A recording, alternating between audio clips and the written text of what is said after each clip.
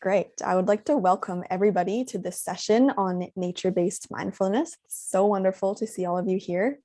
My name is Emmy Coe-Newman, and I am a Master of Ed student in social justice education here at OISE at U of T, and so happy to be helping out with this workshop today, led by Helen Gault and Angie Ventrice. And I will be passing it right over to you. Thank you so much, Imco. And what we welcome everyone. We're going to begin, as we usually do, with a pause practice. This is a transition practice that helps us shift from our doing, planning, analyzing mode to simply being. And it's a great way to start a class or start the day with your students. The pause practice reminds us that physical sensations of any experience can be separated from the thoughts and emotions about that experience. Within this triangle of awareness, we can learn to separate and distinguish what's being felt in the body from what's being thought in the mind and the emotions. With practice, you and your students can learn to experience the three components of the triangle as distinct. And the invitation is to be with things as they are without trying to change them. And this practice also helps us to connect our breath with our physical body and our thoughts and emotions. It helps ground us in the here and now. And it's the first step in practicing mindfulness. So we begin by taking our seats, relaxed, sitting in a chair or lying down if that's more comfortable. Either way, feeling our connection with the floor beneath us. This floor is supported by the foundation of the building, in touch with the earth, grounding us. So we too are always supported by the earth and connected to it. So I invite you now to either close your eyes if that's comfortable for you, or a gentle gaze downward. And this is an important little aside here when you're working with students or any groups really, to create that safe space by giving choice. And it also makes this practice a trauma-sensitive one as well. So taking 3 long, slow breaths through your nose, imagining the oxygen that we get from plants flowing into our bodies along with energy. And on the out breath, releasing carbon dioxide that will be used by plants, along with releasing any stress or tension. Taking 2 more long, slow breaths.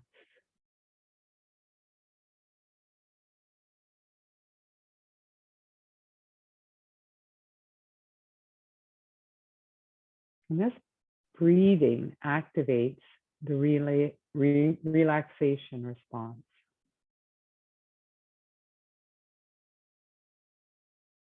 And now allowing your breath just to return to normal. Noticing physical sensations that are present in your body. Begin with the feeling of the feet on the floor, the back of the legs and back against the chair. And you might observe any sensations of tingling or tightness, maybe in the jaw, neck, or shoulders. Not trying to change anything. This is just about noticing.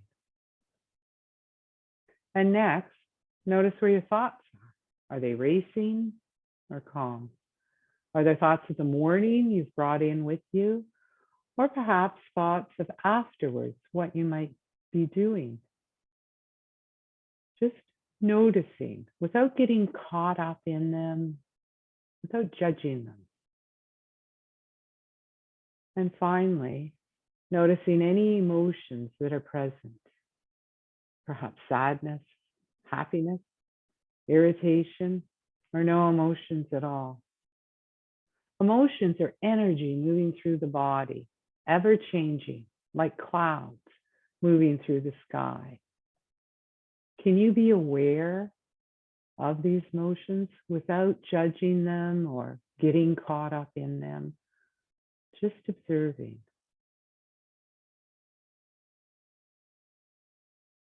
Taking a few more moments to sit with the awareness of this body breathing, with its physical sensations, thoughts, and emotions. Can you be curious about what you notice without making judgment?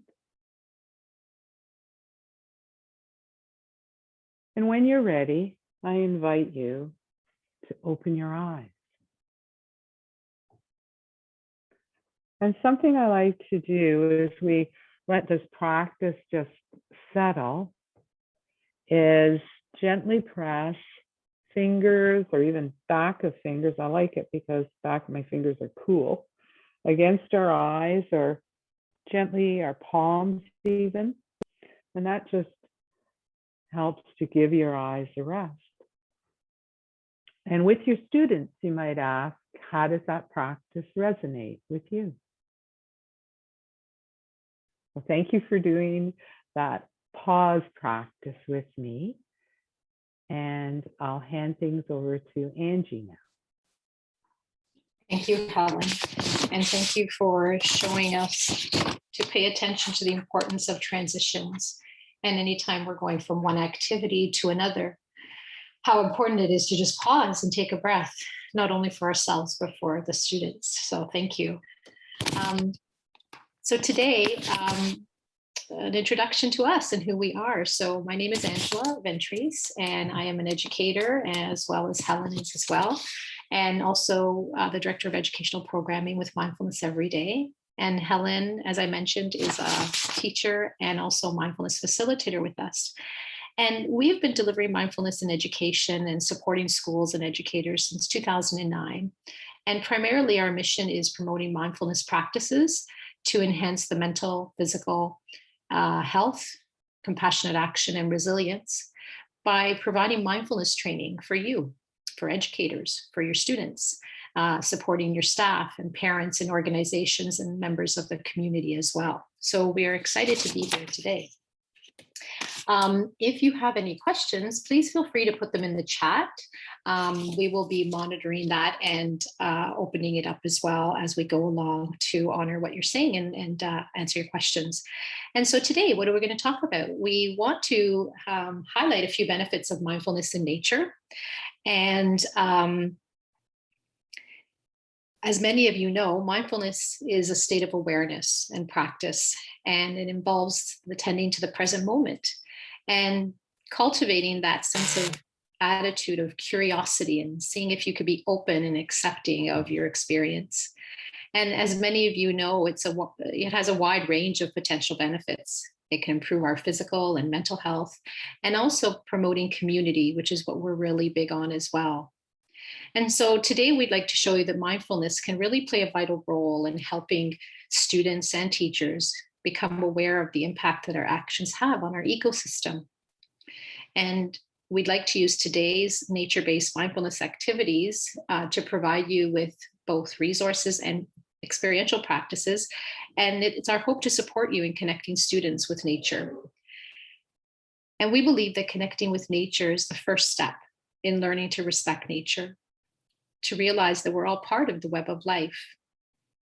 And we hope today that we could show you how mindfulness can reduce the stress caused by a climate crisis that we're all facing, enhance the experiences with our beautiful natural environment, and help your students recognize that we are really all interconnected in this fragile web of life.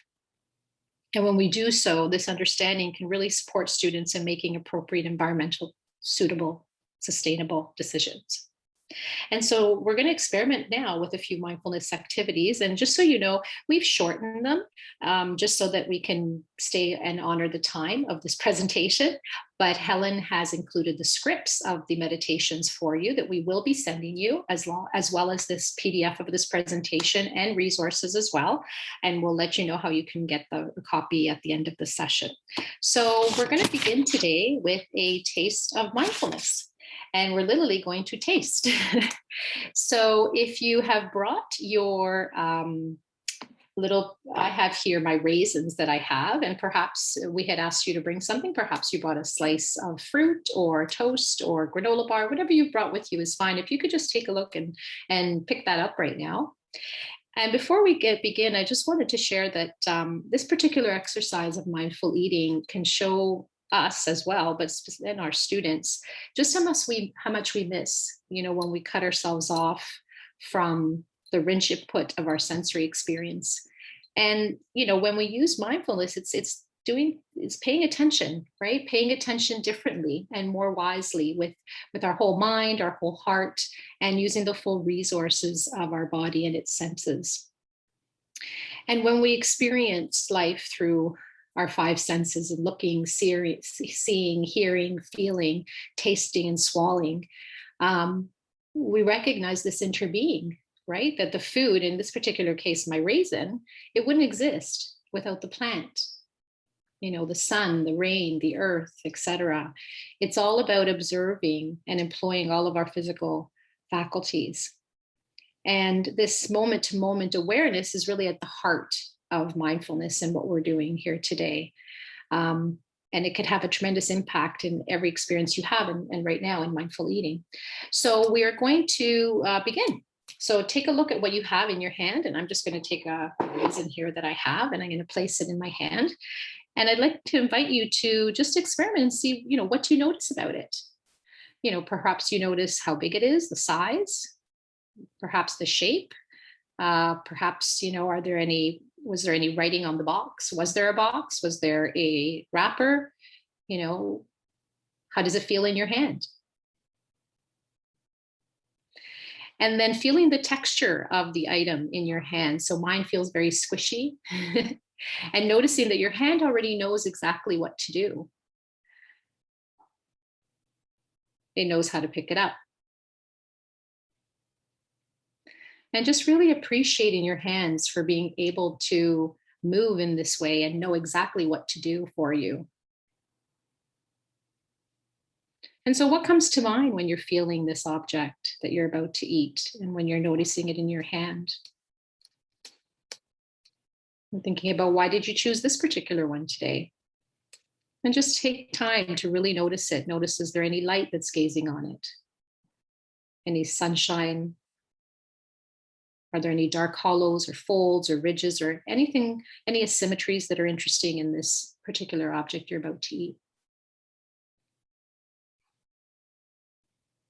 And now holding the object below your nose and just seeing if you could smell and inhale it. Just seeing if you can drink in any small aroma or fragrance that may arise. And just taking a mental note of what you notice. And then noticing what's happening in your mouth or stomach as you're doing this. And now slowly bringing the object up to your lips. And don't put it in your mouth yet. It's okay if you did, though. Just noticing again how your hand and your arm, they know exactly where to do and where to position. And perhaps you notice that you're beginning to salivate as your mind and body anticipate eating it. And now just gently placing the object in your mouth. I won't do that because I need to speak. And without chewing, just noticing how it gets into the mouth in the first place. And just spend a few moments here just exploring the sensations of having this food in your mouth. Exploring it with your tongue, without chewing. If you've already started chewing, that's fine. But when you're ready, just preparing to chew it right now. And just noticing how and where it needs to be for chewing. And then consciously taking another bite. And seeing if you could do it without swallowing and notice what happens in the aftermath. just experiencing the waves of taste that emanate from it as you continue to chew it. And if you still have it in your mouth and you haven't succumbed to swallowing it yet, just notice the bare sensations of taste and texture in your mouth and how it could change over time, moment by moment. And then when you're ready to swallow it, just watching the impulse as it comes up and experiencing it consciously. And just seeing if you can feel what's left of the objects that's moving down into your body, and sensing how the body as a whole is feeling after you completed this mindful eating exercise. Just imagining that the raisin or whatever food of choice you've chosen today is being absorbed in the body. And just taking a moment now to imagine the link between the raisin or object that you've chosen and its source. In this particular case, the sun that made the vines grow, the rain that showered, the soil that nourished. Seeing this food as your connection to the earth. And how interconnected are we all? Just imagining how far this item has come, this object that you put in your mouth, and what it took to get it here. All of the energy of the people who planted the seeds, who grew the crops, who picked the raisins and prepared them, packed your item into boxes and crates, put them into trucks, and brought them to the store, where they put them on shelves, and finally was picked up by you to bring here today.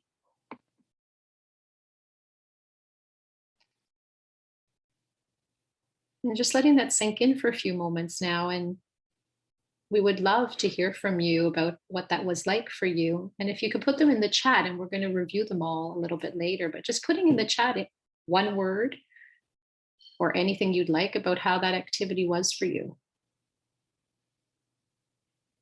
So for me, I noticed how much I rush, and it slowed me down. And so Chelsea said calm and peace, and we're going to continue with the rest of them in a little bit. We're just going to now move on to another activity, again, because of time, but we will honor all of your responses later when we review all of the practice that we did. So thank you. And so Helen is now going to continue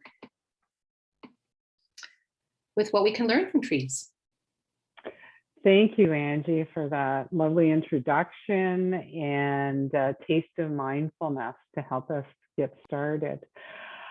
We've chosen trees as our focus for this nature-based mindfulness workshop, and for good reasons. There's things that we can certainly learn from trees. One is patience. Trees are growing in their location for years, decades, sometimes hundreds or even thousands of years. We can learn strength and groundedness from trees, knowing when to be flexible and when to stand firm so we can weather the storms of life. And something I find kind of exciting is learning about the way that trees cooperate and communicate. There's actually the fungal network within a tree's trunk sends out through its root system, much like an internet, and it's able to communicate and send messages to other trees. We can learn about self-healing, adapting, and regenerating from trees. When we go into a forest, when we're forest bathing and really immersing ourselves in the forest, it's a very soothing practice. And in fact, the chemicals that trees emit is part of their immune system and helps us in our immune system. And certainly pride, standing tall and strong like a tree. And that connection, we are all connected. The oxygen that we breathe in comes from the trees, and the carbon dioxide that we release is used by trees and all plants, all green plants, along with the sun's energy, and to create their own food. How amazing is that? And that forms the basis of the food chain, which eventually connects up to us. And certainly with students, letting them know that their actions can make a difference. These are all things that we can learn from trees.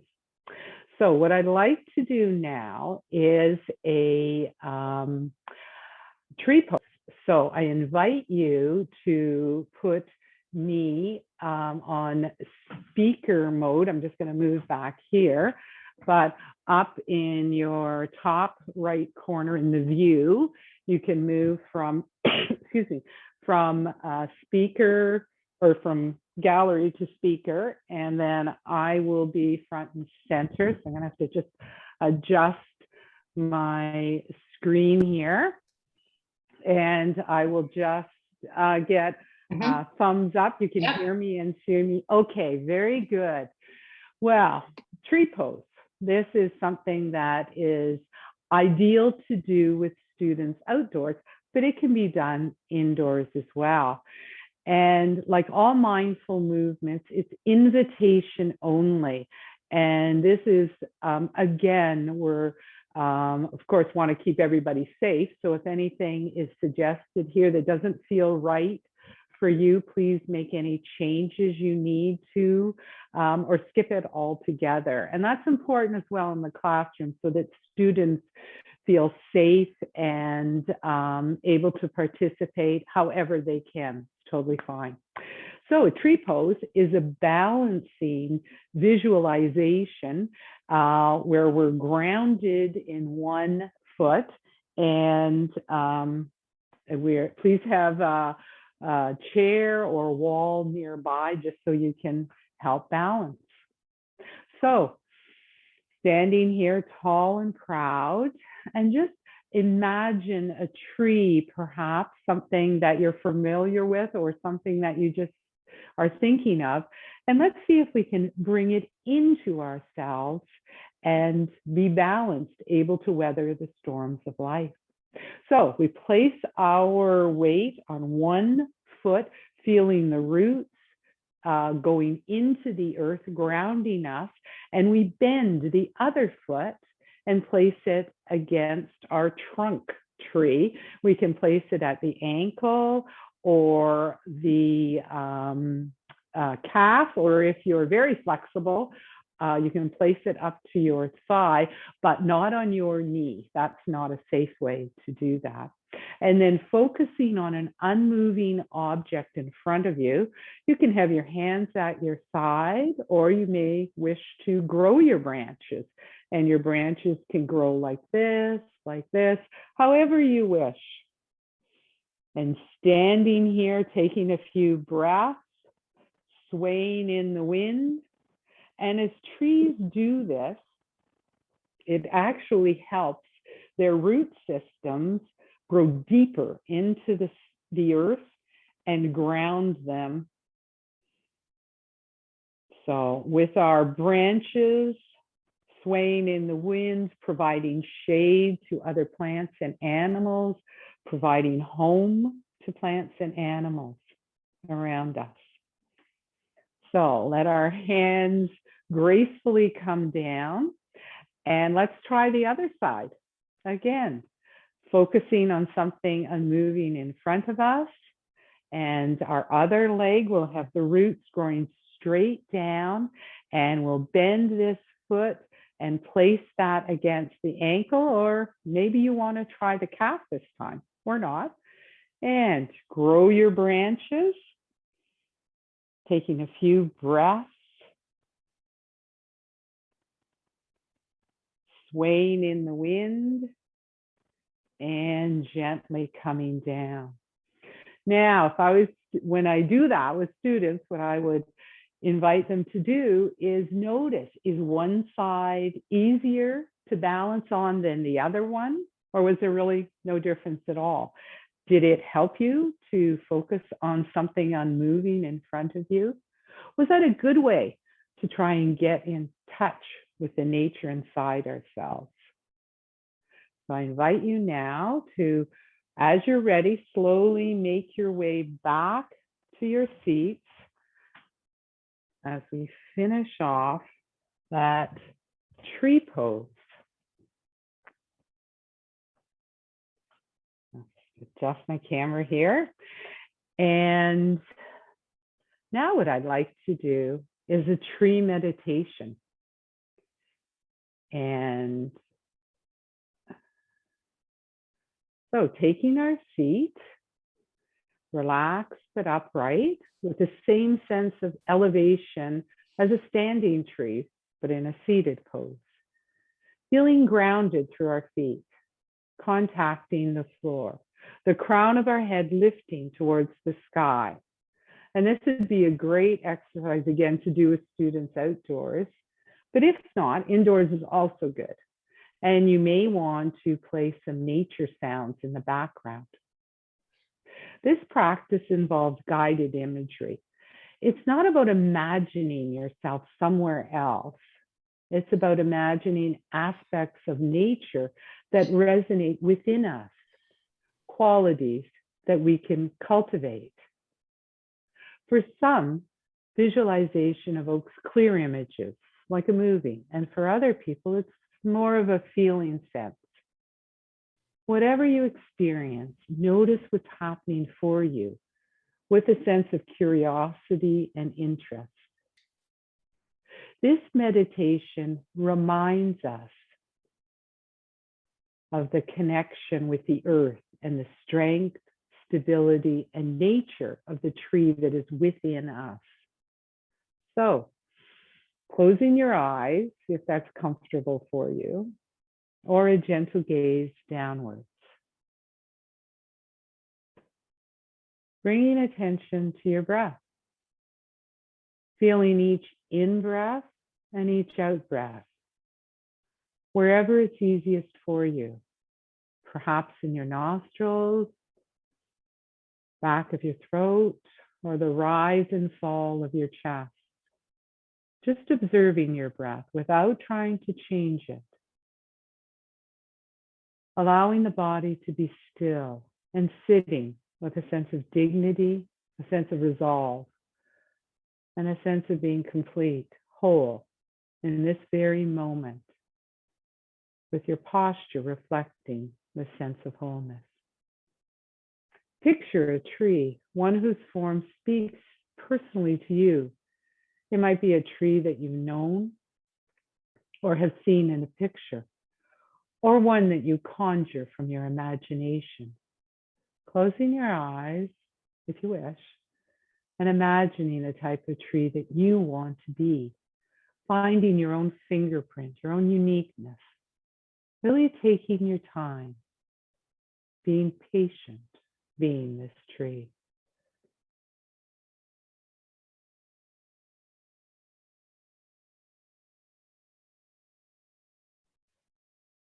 Bringing the image of the tree to heart and mind, noticing its overall shape from its crown to its trunk. The tree is standing tall and strong. It's been here for years, an emblem of abiding presence and stillness. Noticing its structure, the play of colors and textures, how solid, how beautiful from afar and up close. And now finding your roots while reaching up towards the sky. Imagining that you are grounded into the earth, starting from your feet, just like the roots of a tree, connecting you deep into the earth, spreading your roots and creating a strong foundation. And moving your attention up through your legs and torso to the trunk of your tree, feeling the strength of this trunk. Then taking your attention to your arms, imagining your branches spreading wide as you grow taller. Feeling the wind swaying your branches. Trees sway in the wind because they're flexible, yet the trunk remains strong and solid. Just like a tree, knowing when to be flexible and when to stay firm and strong. Adapting, regenerating, self-healing.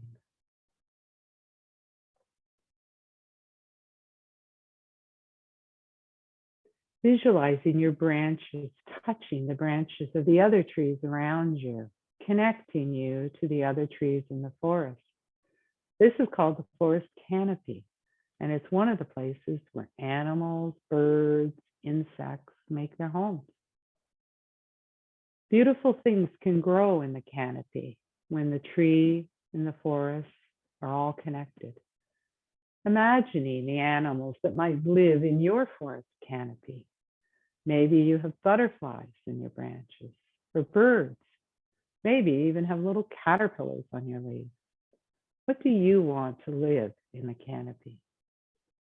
Trees are part of a larger community. Visualizing your community, creating a tree community, one of cooperation and communication.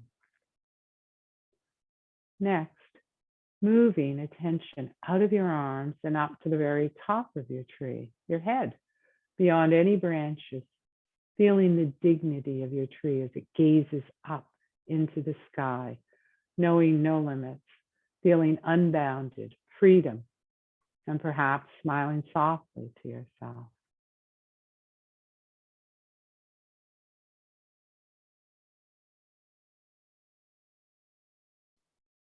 And in a minute, we'll bring this practice to a close. Before we do that, giving yourself a nice stretch from your roots all the way up to your branches, swaying from side to side, feeling your arm branches.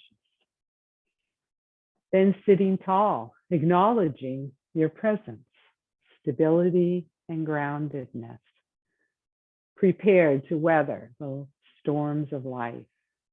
And when you're ready, if your eyes aren't already open, gently opening your eyes.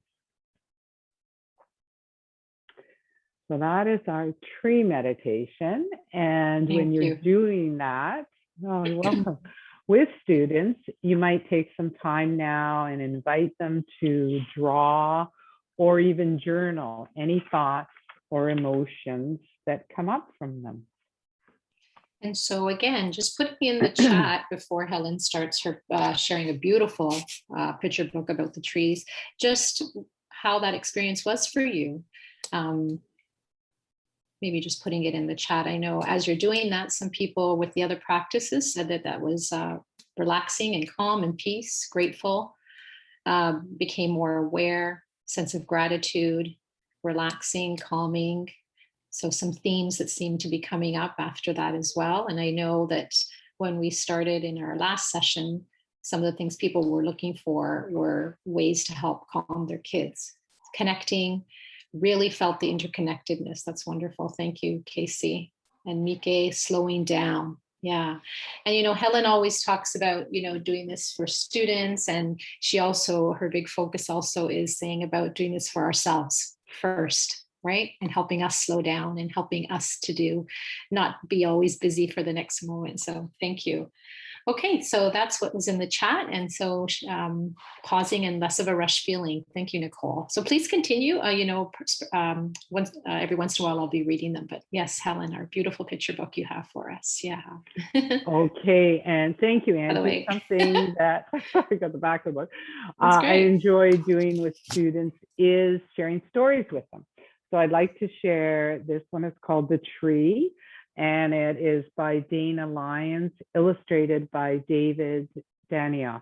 And we're going to have these resources, as Angie mentioned, for you afterwards as well. We'll be able to send this out. So this is called The Tree.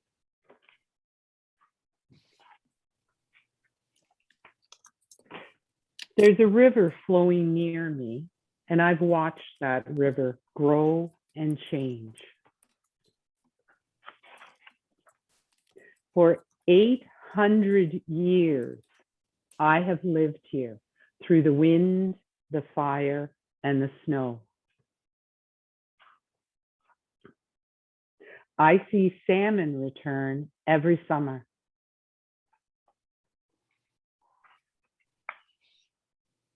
And I watch young owls learning to fly.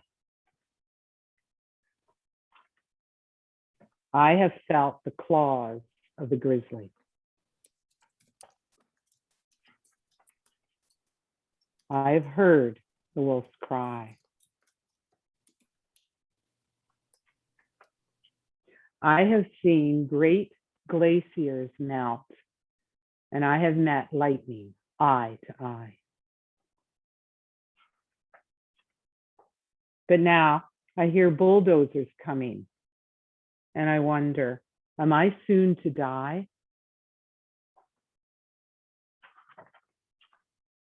And who will house the owl? And who will hold the river's shore? And who will take refuge in my shadow if my shadow falls no more?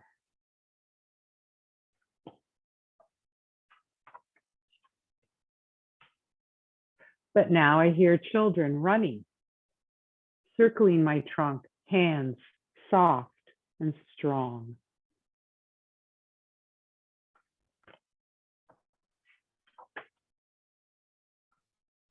People are holding on to my branches.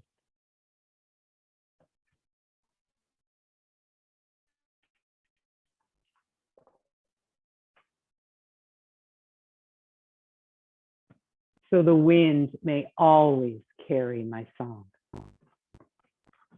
That's the tree.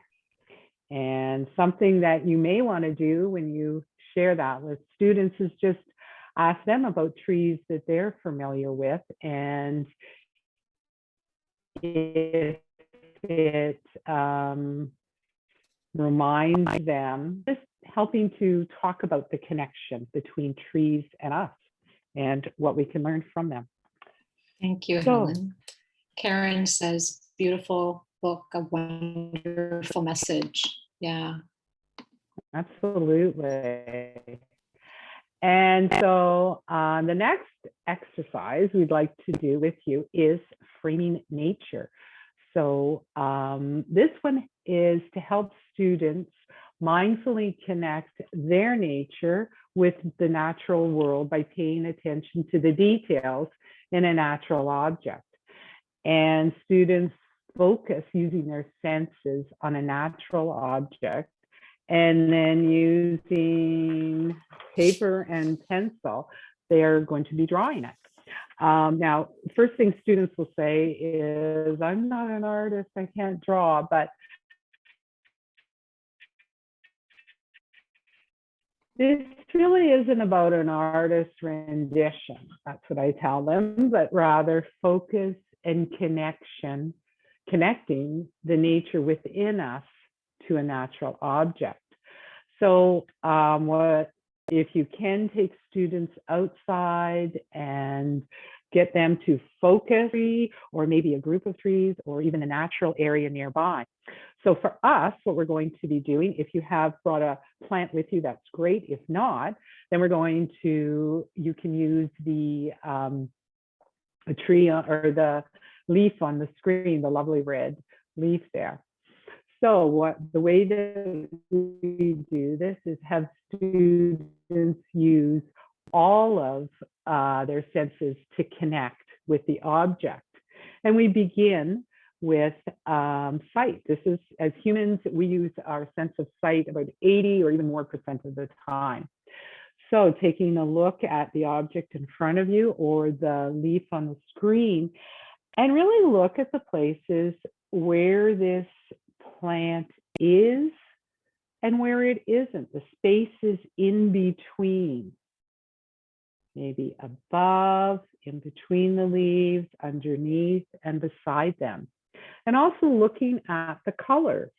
The one on the screen is red, but what other colors do you notice if you really focus? I think you'll see the yellow, the orange, and even the black that's in there as well. And the leaf that I have, the plant in front of me, of course, there's the white, the green on the leaves, and you might want to notice, is it a different green underneath? And smell, how would you describe the smell? Smell of the leaves, is there a smell? And the sound, that might sound kind of funny, but if you rub a part of the object close to your ear, how would you describe that sound? And finally, the feeling. As we touch the leaves or the stem, is it furry? Is it smooth? Are its edges rounded or are they kind of sharp? So using all of our senses to really get to know this plant. So finally, using our forefinger and thumb from one hand against the forefinger and thumb of the other hand, creating a frame. And we can use that to frame the image on the screen or perhaps the plant in front of us. And with students, this is a time to really allow them to take some time to really focus on what's in front of them. And when they're ready, I take my right hand because I'm right-handed, but I leave my left forefinger and thumb there and draw what's in front of them, what they've got framed there.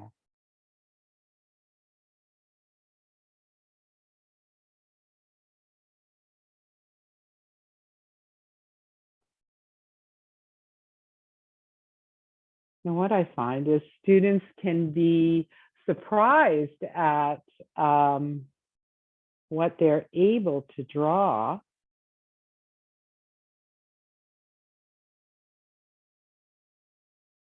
when they really take the time to focus. So I hope that it just kind of gives you a taste of what that might be like with your students. And some of the questions you might ask them afterwards is, what surprised you the most about doing that activity? Was it a helpful way to get in touch with the nature within you? Why or why not? And for you, what sense was the easiest one? And what was the most difficult? Why did they think that? So that is our framing nature activity. And we're going to, as we mentioned, we're going to give you the activities themselves afterwards. We'll send them out to you. And our final activity is a message, Chief Seattle's message. And Chief Seattle was an Indigenous leader in what we now know as Western United States. And as the armies came through to take over the lands, his way of dealing with the armies, the generals, was to try and negotiate. And he was quite an orator. And this was the message that he gave to the armies as they came through. Will you teach your children what we have taught our children? That the earth is our mother. What befalls the earth befalls the sons of the earth. This we know. The earth does not belong to man. Man belongs to the earth. All things are connected, like the blood that unites us all. We do not inherit the earth from our ancestors. We borrow it from our children. Man did not weave the web of life. He is merely a strand in it. Whatever he does to the web, he does to himself. One thing we know, our God is also your God. The earth is precious to us, and to harm the earth is to heap contempt on its creator. We know that white man does not understand our ways. One portion of land is the same to him as the next. For he is a stranger who comes in the night and takes from the land whatever he needs. The earth is not his brother, but his enemy. And when he's conquered it, he moves on. There is no quiet place in the white man's cities, no place to hear the unfurling of leaves in the spring or the rustle of an insect's wings. But perhaps it is because I am a savage and I do not understand. The clatter only seems to insult the ears. The destiny of your people is a mystery to us. What will happen when the buffalo are all slaughtered, the wild horses tamed? And what will happen when the secret corners of the forest are heavy with the scent of many men? Where will the thicket be? Gone. Where will the eagle be? Gone. And what will happen when we say goodbye to the swift pony and the hunt? It will be the end of living and the beginning of survival. This we know, all things are connected. Whatever befalls the earth befalls the children of the earth. We love the earth as a newborn loves its mother's heartbeat. If we sell you our land, care for it as it has cared for, as we have cared for it. Hold in your mind the memory of the land as it is when you receive it. Preserve the land, the air, and the rivers for your children's children, and love it as we have loved it.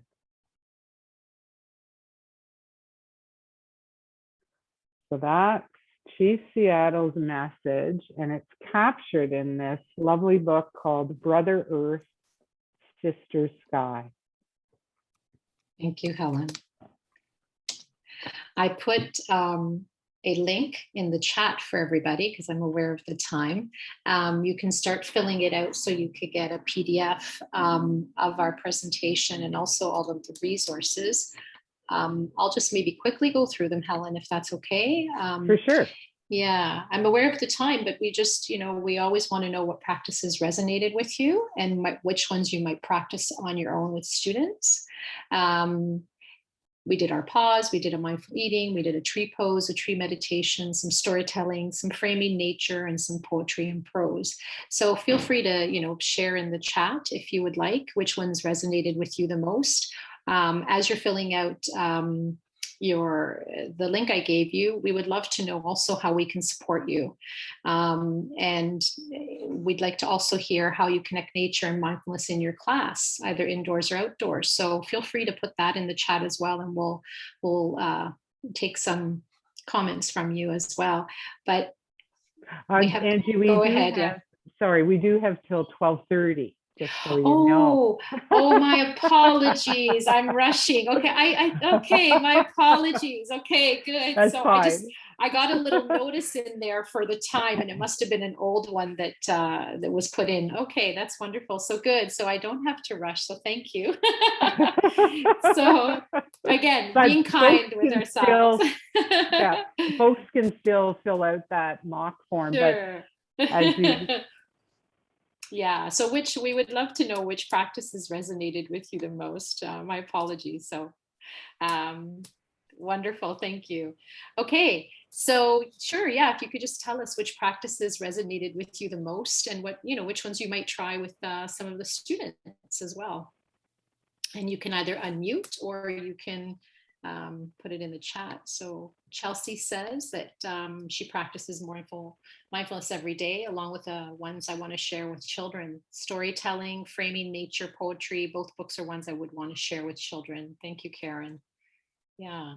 And any other ideas that you have in terms of how you, as educators, you're the professionals that have so much wealth in this community right now. So we'd love to hear from you and how you share and bring nature in your classroom, how you connect nature into your classroom.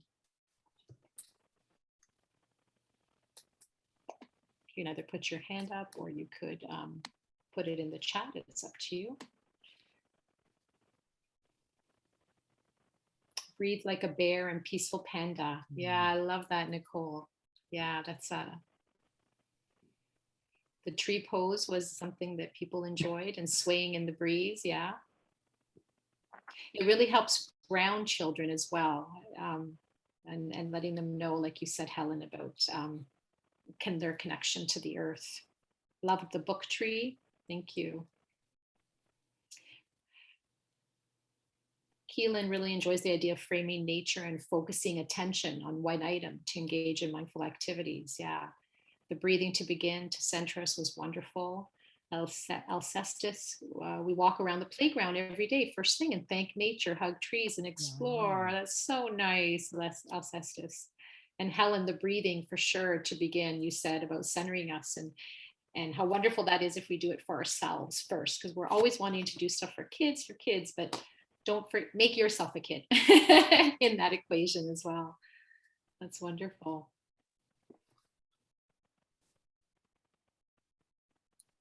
Anybody else want to share anything about how you connect to nature?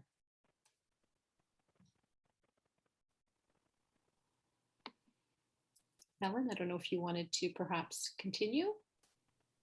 Well, I would just say,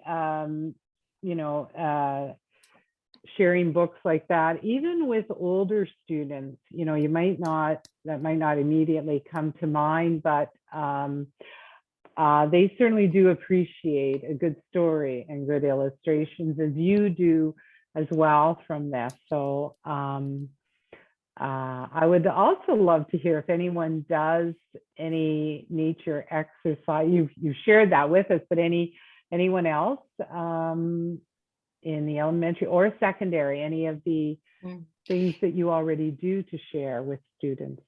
Now, Katie has a question. What other books would you recommend? So maybe you can address that, Helen? Well, I saw a book up here, and Finding the Mother Tree, Mika. I hope I'm pronouncing that correctly. That is an amazing, I heard an interview with Suzanne Simard, and Finding the Mother Tree, Discovering the Wisdom of the Forest. I would definitely recommend that. We've got some books that we're going to show you, and sharing nature with children. Again, it's going to be in the list that we send you. Has got some great ideas, ways to connect students with nature, and two other books, Acclimatizing and Acclimatization. These are done like way back in the 70s, but the author, Stephen Van Mater, he was immersing students, much like forest bathing, way back then. And I really I urge you to take a look at those. So the connection back to Indigenous ways of knowing and the message of the elders, it's haunting now, I find. That's one reason I wanted to share that with you. Teens are so engaged in climate change movement, but it would be good to share and message with teens so they reconnect. I agree. Thank you, Karen. Students are so disconnected with nature, as you know what, I think we all are. So any ways that we can connect with them. And Braiding Sweetgrass, Helen says, is a beautiful book. So I haven't heard of that one, Helen, but thank you. Thank you for that, that suggestion. So thank you everyone for your comments about what we were doing and about what you're doing. I really enjoy that. So maybe what we'll do is now for reading to primary students, well, please take a look at our list in the reading selection.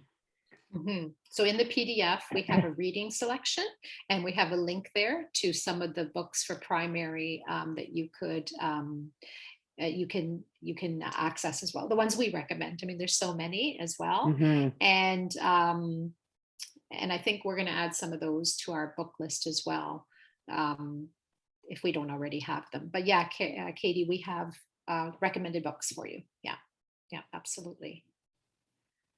So why don't we go through the resources, I guess, if we want to. Yeah, there you go, Helen. Okay, and one thing you might be thinking about is how to help students deal with the stress of climate change. They're hearing that on the news, especially with Glasgow and COP 20, is it 2021? So some of the things that you can do, certainly as teachers, you know, start with education and find out what is really happening out there. We've got some links to some really good websites. And David Suzuki, you probably know, World Wildlife Fund, Ontario Nature, but I want to The Call of the Forest by Diana Beresford, not sure how you pronounce that, is an excellent, there's a book, website, and even a short video as well. And then asking students, what do they need? And Angie put together some really great resources to deal with stress in itself. And then what can they do? What do they want to do? There's just very few ideas here, but students have their own ideas and what they'd like to do. Join others, power in numbers. We've all listened to Greta Thunberg, and working with students is such an opportunity. And just imagine, at one time, maybe it was a teacher who connected Greta to what was happening around her and really prompted her to action, write letters. And I remember listening to he was a politician, and talking about how important it is to educate the politics and the politicians, whether they're in your local council, provincial, or federal, because they don't know a lot of things. So, choosing a book that would be really good for them to learn about. And the next resource, Angie's put together a really good list. There's so many things, but activities you can do to help students deal with their stress. And I'm just going to point to that 5, 4, 3, 2, 1, using your senses in nature. And there's a whole lot others there that I'm sure you'll find useful. And just some simple activities to just help them connect with nature so that they begin to feel that they're part of it and so forth. Go ahead, Helen. Yeah, and if we go to the next slide, we've got some web-based resources.